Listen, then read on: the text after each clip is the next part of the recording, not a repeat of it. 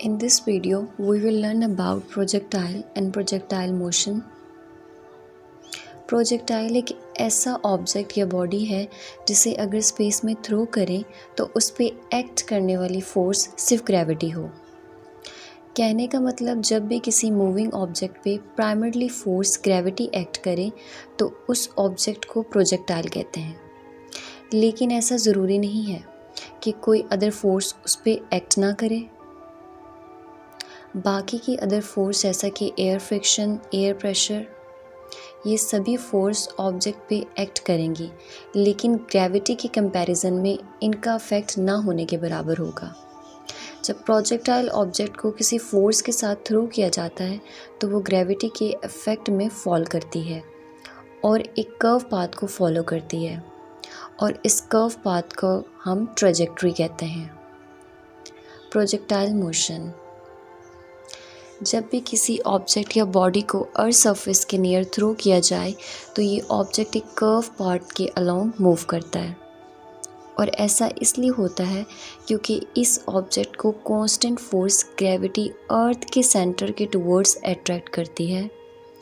इस ऑब्जेक्ट को हम प्रोजेक्टाइल और इस मोशन को हम प्रोजेक्टाइल मोशन कहते हैं।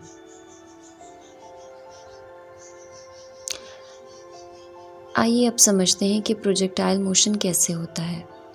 जब भी हम किसी ऑब्जेक्ट को किसी इनिशियल वेलोसिटी के साथ थ्रो करते हैं तो उसमें मेनली दो डायरेक्शन में मोशन होती है, हॉरिजॉन्टल डायरेक्शन और वर्टिकल डायरेक्शन।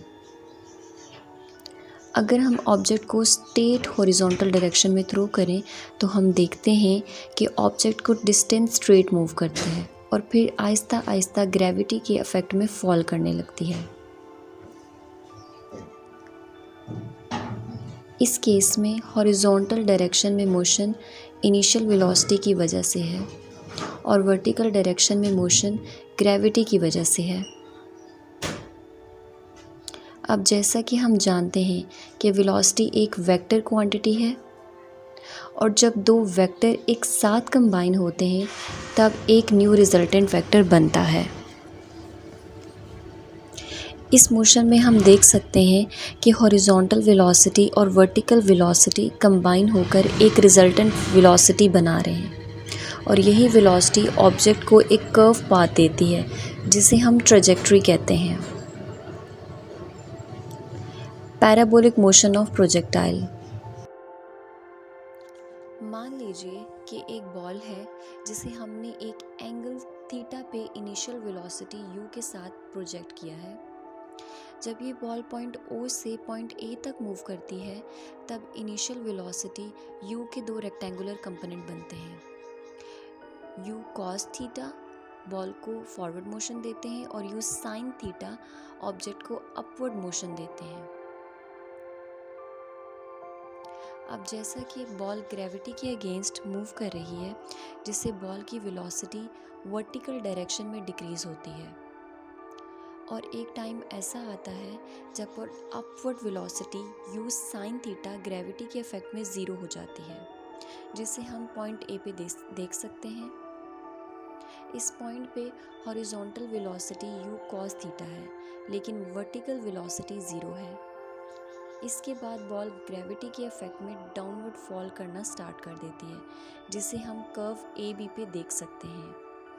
इस मोशन में downward velocity -u sin theta है और horizontal velocity u cos theta है।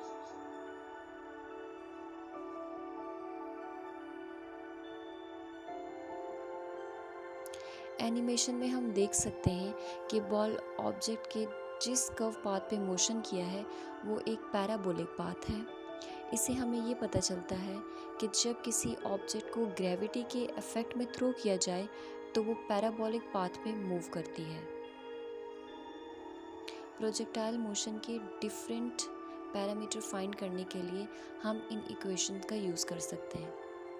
इन इक्वेशन में u इनिशियल वेलोसिटी है, g acceleration due to gravity है, t टाइम है, s जो है वो हमारे पास डिस्प्लेसमेंट है,